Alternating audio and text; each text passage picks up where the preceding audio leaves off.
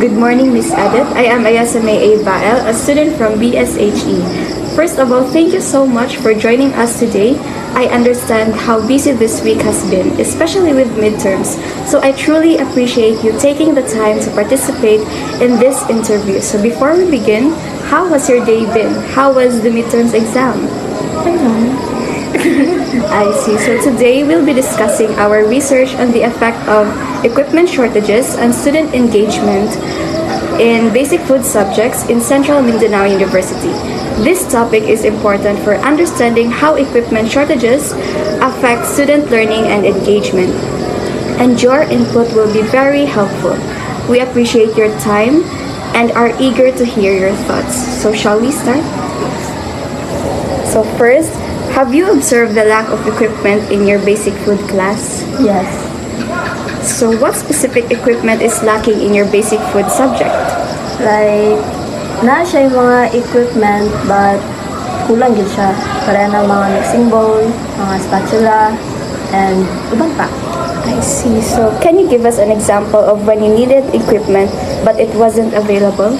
During our laboratory time, yun, every Wednesday. Okay. So do you think the lack of equipment affects you in your basic food subject? In what way?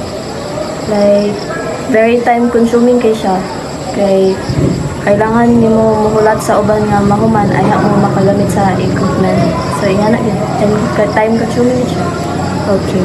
So next, what solution or strategies do you suggest that can help address the equipment shortages in your basic food subject? I think mas better if dugangan nila ang mga equipment sa laboratory, especially dahil kay mga estudyante karon. Does the lack of equipment affect your motivation to study basic foods? Medyo kay imbis dali ra mo man nadugayan jud mo kay kailangan pa jud ninyo maghulat sa uban bitaw. The point na buhat na gyud mo time kay 4 hours sabi ang gihatag. Kanya di ba jud magtanog ka ng ay mahuman na lang jud 4 hours, di pa jud mo kalihok kay kailangan pa jud ninyo maghulat sa uban jud. How often do you encounter equipment shortages in your basic food classes? As I said ganina, during good sa mo ang laboratory time. Kana lang good. Every Wednesday good. Okay, so what do your teachers and classmates do in class when there is not enough equipment? So, ang gina-instruct na sa mong teacher is maghulot mi nga kanang maghuman bitaw ang uban nga makagamit sa equipment. So, amo lang ginabot is maghulot lang gyud hantod sa mahuman sila. Okay, so do lack of equipment shortages lead to increased frustration among you? Medyo kay nabe ko ang time nga kailangan jud ninyo magdali kay para mahuman bitaw mo. Kay di mo mahuman na lang gyud ang oras niya, di pa mo makahuman, di gyud mo maka-proceed sa inyong worksheet. Okay, so how do students perceive the overall learning environment when equipment is limited? So, mo dito kanang every time nga maghulat di kami sa banggo na magbuhat sa activity, gakalimtan na namo ang procedure nga among among himuon kay tungod sa kadugayon bitaw. So, mo to. So that's all. Again, thank you so much for joining me today. I really appreciate your time and your response in this research interview. Once again, good morning and have a good day. So, hi, Ms. Debbie. Hello. Okay. Hi, Ms. Debbie. My name is Camila Saldong Adunay, and thank you for taking time to chat with me today. I am interested in learning more about your experiences in this basic foods class, and especially regarding the availability of equipment. We've heard that there might be some challenges in this area, and I'd love to get your perspective, Ms. Debbie. So our topic for today's interview is about understanding the impact of equipment shortages in your learning experiences. So, are you ready for the first question, Ms. Debbie? I think I am. Maybe. Okay, that's good to hear. So here is our first question, Ms. Debbie. Have you observed the lack of equipment in your basic food subject? Sa akong obserbaran, daghan magidug mga kakulangon nga gamit, daghan mga kulang nga gamit. But especially gyud para sa kuha, specific kay mixing bowl. Kulangan jud sila og kanang mixing bowl. Okay, so the next question is, what specific equipment is lacking in your basic food subject? Example, tong time nga naghimo mi og sa among laboratory naghimo mi og pancake, and then kato nga time each group kay kinahanglan jud og kanang tig-duha gali nga mixing bowl, but then tungod lagi kay kulang ang mixing bowl, so ang uban nagngita sila alternate nga para magamit namo sa amo ang himuon nga pancake. So puto siya nga time nga makaingon jud ko nga kulangan kay og ano gamit. So the next question is, does the lack of your equipment affects your motivation to study in basic food subject today? Maka-apekto gud siya, pero not all the time man nga maka-affect, pero na lang yung mga panahon niya maapektuhan gid ang amo ang pagtuon, especially kung ang among instructor kay magsabay gani og demo, and then kami ana nga time kay wala pa mi gamit, so dili kay mi makasabay. And the next question, Ms. Debbie, was, what is your teachers and classmates do in class when there is not enough equipment? So sagi kaingon pa nako ganina nga magulam-hulam ana mangitag alternate, and then cooperation lang yun. Yes, the cooperation is very important to this subject. So that was a very good idea of suggesting. Okay.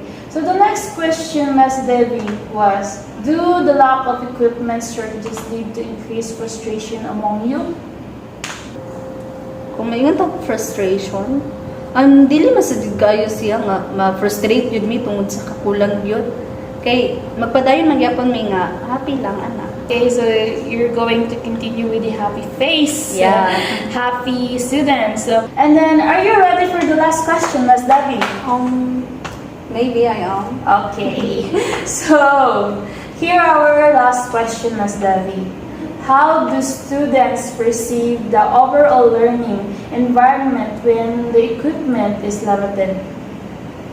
So, sa amo yun, kanang though dam di mga kulang nga mga equipment, but then kanang gapadayon na bitaw mi nga malipay mi nga magbuhat, makatunog mga bagong experiences, even though nga nadyo'y kakulangan sa mga equipment, but kana siya kay dili man na siya may reason nga kanang i-stop na mo ang amo ang kanang pagtuon sa basic foods na mo. So, diya ingata siya. Yeah, thank you for that, Ms. Debbie. Your answer was very helpful for us researchers. Thank you, Ms. Debbie, for your cooperation today for today's video. Thank you for sharing your thoughts with me, and your feedback is important and will help us understand the challenges students face in this class. Is there anything you'd like to add, Ms. Debbie? I don't think so I have, but thank you kaayo kay usapod ko nga nahimo pud ninyo nga gi-interview about ani para pud nga maka pud sa mga idea pud bitaw sa about an topic. Thank you, Ms. Debbie. Your cooperation today is very helpful for us. Thank you for that. Thank you. Bye. So good morning, Miss Liza. I am Princess May Lopez, a student from BSHE. And first of all, thank you for joining and allowing me to interview you. So as we begin, I'd like to ask you a few questions about your experience in your basic food class, particularly regarding equipment. So for the first question, have you observed the lack of equipment in your basic food class? Yes. So what specific equipment is lacking in your basic food subject? Itong mga pan, measuring cups, o mga kasirola. So can you give us an example of when you needed equipment but it wasn't available? During sa among pag-lab. So do you think the lack of equipment affects you in your basic food subject, and in what way? Medyo lang, kay katong time is, gatang kami sa ilahang, tagaan ko may, guide. So for the fifth question, what solution or strategies do you suggest that can help address the equipment shortages in your basic food subject? Ang masuggest lang is, ang pingan nilang nga gamit para bitaw dili siya nakabawasan. O mas okay po, dug ilang dugang. So, alright. Does the lack of equipment affect your motivation to study basic foods? Medyo. So, how often do you encounter equipment shortages in your basic food classes? Usahay. So, what do your teachers and classmates do in class when there is not enough equipment? Alang gatanaw sila sa lahi nga mga persento. Persento. So, do lack of equipment shortages lead to increased frustration among you? Wala man noon, medyo lang. So, lastly, how do students perceive the overall learning environment when equipment is limited? Ang naka-advantage sa iya is kanang ug mo sa pikas, makabulumog lahi nga way, mas dali siya buhaton para di malikay ng mga mali. Ang naka-disadvantage siya is kanang para sa mo ang malayo mong balay, mas gabi ang schedule. So, maapektuhan yun. Okay, so I think that ends all. So, once again, thank you, Miss Liza, for participating today and for allowing me to interview you. So, thank you so much. Good day, ma'am. I am Angelique Monique Spencer from Bachelor of Science in Home Economics. So today I am here in front of you to interview you about the lack of equipment on basic food subject in Central Mindanao University. But before I proceed on my interview questions, can you please introduce yourself, ma'am? Good day. My name is Risha Noyoya from Bachelor of Science and Home Economics. My first question is, have you observed lack of equipment in your basic food subjects? Yes, I have noticed some shortage equipment in our basic food class. My second question is, what is the specific equipment is lacking in your basic food subject, ma'am? Some equipment is lack of like utensils for spoons and sharpening knives. And my third question is, can you tell an example that when you needed an equipment but it wasn't available? Last week we encountered like in our lab we have lacking on our like sharp knives or utensils. Do you think lack of equipment affects you in your basic food subject? In what way? Yes, the lack of equipments are definitely affect my learning. It makes harder to me to in my physical I practice skills. Okay. So my fifth question is, what solution or strategy do you suggest that can help address the equipment shortages in your basic food subject here in Central Mindanao University? Fundraising, or we could organize a fundraising to purchase additional equipments in our class. And my sixth question is, does the lack of equipment affects your motivation to study basic food subject? Yes, it affects my motivation when I feel like I'm not the same opportunities to learn as like others. My seventh question is, how often do you encounter equipment shortages in your basic food subject? Sometimes it's minor inconvenience, but other times it really disrupts our learning. My eighth question is, what do your teacher and classmates do in class when there was not enough equipment? Our teacher usually try make a best situation. They might split us into smaller groups. My ninth question is, do lack of equipment shortages lead to increased frustration among you? Yes, it definitely leads to frustration. It feels like we're being held back from fully exploring.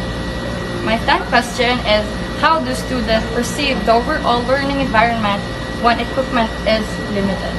I think some students feel that learning environment is less than ideal when we don't have enough equipment. So, thank you for today, ma'am. Thank you for your time, and thank you. Thank you. So, good morning, Ms. Hazel. Good morning, sir. I'm here to conduct an interview about lack of equipment of basic food. So, I have 10 questions for you. So, shall we start? So, first question, have you observed the lack of equipment in your basic food class? Yes, I have a lot of observation about that. Okay, second, what specific equipment is lacking in your basic food subject? Um, mga ano, Like measuring tools, mga knives, or mga hanap ito. Mga kasagaran na ginagamit. Okay. So, question number 3, can you tell us example when you needed equipment but it wasn't available? Ang may example lang ko nga thing is ang knife, which is kanang wala gid kaayo siya tapos pagid kanang dili siya sharp bitaw o gamiton. So, may example gid ako ang knife. Wala gid kaayo. Question number 4, do you think lack of equipment affect you in your basic food subject? In what way? Medyo maka-affect siya kay kanang gusto ka ma-explore pa og kanang mga butang pero dili ka ka-explore tungkol sa kanang lack of Okay. So, question number 5, what solution or strategies do you suggest that can help to address the equipment shortage in your basic food subject? Like i-address na nila ako, so ako alam yung suggest is i-prioritize nila ang things nga kinahanglan dyan. So, number 6, does the lack of equipment affect your motivation to study basic foods? Lang siya negative impact, pero diligid siya ang mawalaan ko. Di maanan ko motivate to study. Na siya negative impact, pero aside for that, nakaano po siya na itong maka-learn kag innovation, which is kinahanglan kag mangita og paraan para siya. Basta magamit mo siya. Okay. Number 7, so how often do you encounter equipment shortage in basic food classes? Dili man siya always yun, sara jud siya. Pero mahal siya yun. Okay, question number 8. What do your teacher and classmate do in class when there was not enough equipment? Lang yun, magulmanay lang yun may gamit para makuman ang mga dito. So, question number 9. Do lack of equipment shortage leads to increased frustration among you? Medyo maka-frustrate siya kay kanang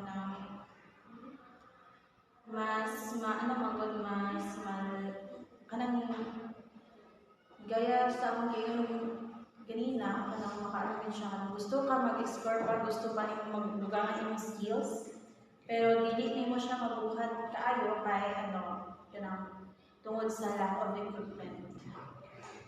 For the last question, how does student perceive the overall learning environment when equipment is limited? Engaging, which is dili kay ka-participate sa mga activities sa basic food and unfair food siya kay makaano ako ba pero ikaw mawala na. Okay, that's all. Okay, thank you. You, Miss Hazel. Good afternoon. This is my interviewer. I'm Ramel Franz Esechon from College of Human Ecology, BSHE first year. Together with I'm Kizayat Navarro Tangaro from BSHE, a first year student, and a College of Human Ecology. Miss Keziya, may we start our interview? Yes, of course. First question, have you observed the lack of equipment in your basic food class? Yes, I observed last laboratory nga kanaganing naon tatay ka na ang gamiton unta nga equipment pero dili available sa tong laboratory. Thank you, Miss. And the second one is, what specific equipment is lacking in your basic food subject?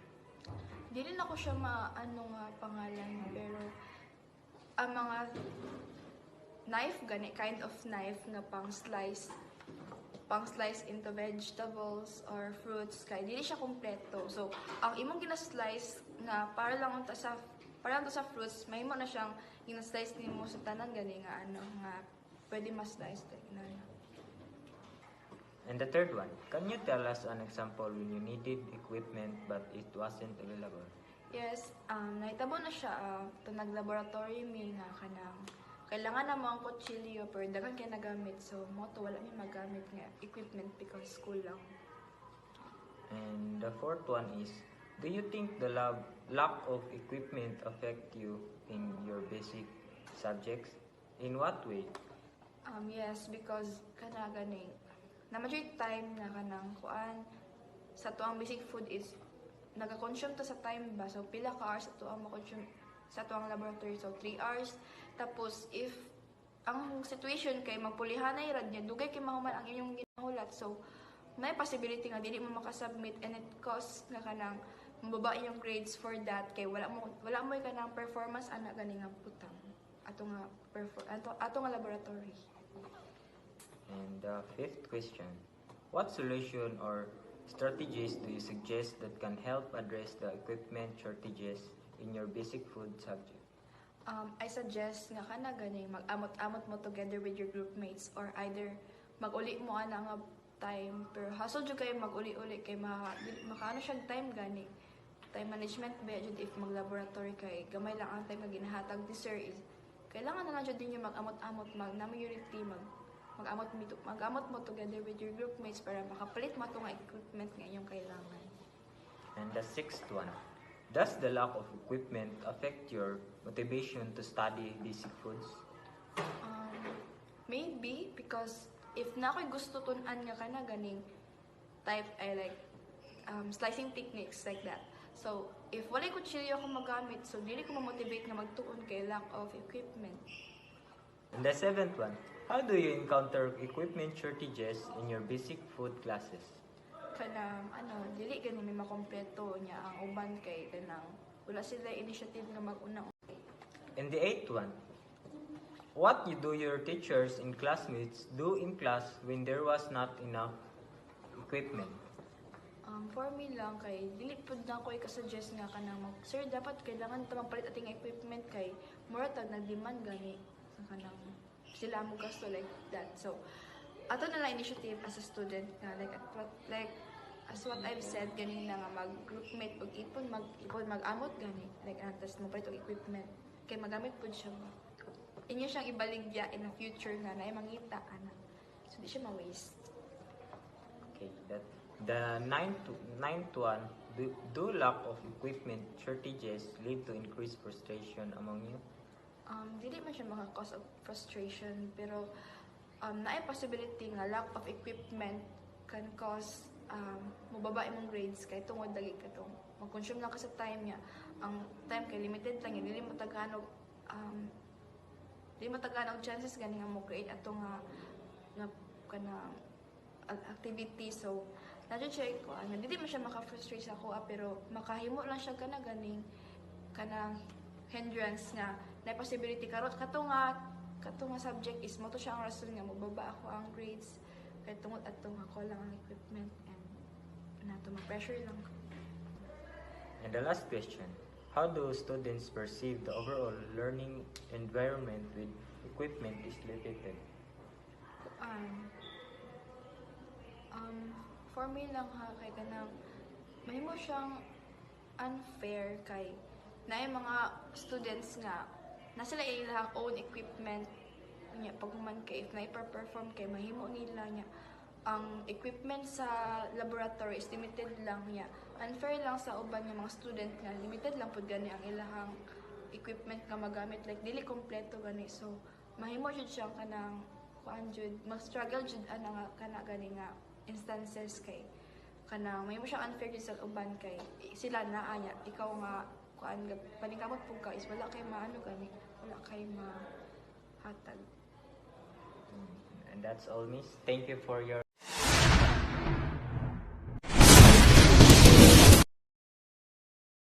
The introduction. Good evening, Miss Maria. Good evening. I'm here to conduct an interview titled Effect Equipment Shortages on the Student Engagement and Basic Food Subject in Central Mindanao University. In this video, I am the interviewer and she is my interview. Before we start, I want to gather some of your experience about the lacking of equipment in basic food subject. I have 10 questions to ask you. Are you ready, Miss? Yes. First question. Have you observed the lack of equipment in your basic food class? So, the answer is yes, especially sa mga sa first year may nga during laboratory activities. Second question. What specific equipment is lacking in basic food subject? Specific equipment. So, mostly nga mga ka-encounter sa una nga kanang lacking jud is during sa kanang mag-laboratory meetings, ano good kanang ang gas stove, oven, mo na siya, kanang two, mo na siya, yung specific equipment. Can you tell us an example when you need equipment but not an table? During example, kanang magluto ni o like kanang bake ni nga kulang o equipment like oven or short kay syempre ano siya limited lang ang equipment lagi like ang oven kay dili lang man kay ang yung luto or ga-bake lang food dapat pud ang other department or process. Do you think the lack of equipment affect you in your basic food subject in what way? Affect. So for me, like makayon ko nga dili at the same time makayon sa ko nga o kaya syempre makayon ko nga dili kay pwede ramon pud siya kung nindot ang inyong instructor sa ana nga subject syempre or makayon na kang dili na kay maapektuhan ang kana siya nga subject. Pero pag during sa laboratory na magkaingon ko nga okay syempre kung kulang ang equipment syempre kung naamoy gusto nga or naamoy goal sa inyong kining like na may lutuon anya naamoy goal ana sa inyong food no syempre mo na ang dapat kalabasan so unya tungod kay lakman sa equipment like lagi katong sa oven or kung nag-bake na mo dira unya na ay specific nga time lang nga dapat kana siya is kana nga time is dapat nalutuon unya kay limited lang man ang oven syempre maano na to inyong food like unsa ni mahitabo ato like na bitaw. Question. What solution or strategies do you suggest that can help address the equipment shortages in your basic food subject? So para sa kung ako suggest na solution given is like kung daghan mo sa isa ka section pwede siya tungaon bitaw para sa isa ka ay sa inyong laboratory activities is masulod bitaw tanan niya makagamit kay di ba lack kabalo naman tanan nga lack of equipment so like mo na kung ang masuggest kay para makagamit tanan og kanang ito. Sixth question. Does the lack of equipment affect your motivation to study basic food? For me, no. How often do you encounter equipment shortages in your basic food class? Every laboratory activities. What do your teacher and classmates do in class when there was not enough equipment? So sa una pag yung laboratory na okay, syempre kabala namin nga kaning lack of equipment na. So gina-inform namin diyan sa mga instructor nga kaning wala ni equipment. So kami nga mga students is initiative or suggest nga kami na lang ang magdala atong mga specific equipment na kailangan. Second to the last question. Do lack of equipment shortages lead to increased frustration among you? Sometimes yes. Samot na og kanang short na kay mo sa time. How do students perceive the overall learning environment when equipment is limited? So as an HE students, during the food laboratory activities, when students may feel frustrated and struggle to learn certain skills, right? Lagi tungod sa lack of equipment. However, ang ubang students is but kani siya nga situation kaning lack of equipment can also makatabang siya sa mga students na maging creative ito and kining na teamwork to find new ways for mangita sila kining alternative ito para ma-achieve to nila ang gusto ma-achieve. While ang uban food students is makafeel sila og unprepared sa kaning sa kitchen. Like, kay kulang man ang equipment sa ginana. And then, but pag naay good support gikan sa teachers ug students or classmates is makatabang ni siya nga kaning katubitaw mo siya nga mga challenges is ilang malantaw nga as a valuable and kaning learning experiences So overall, their feelings mix frustration with opportunities is for growth and collaboration. Thank you so much, Ms. Marian, for your cooperation. Thank you for watching.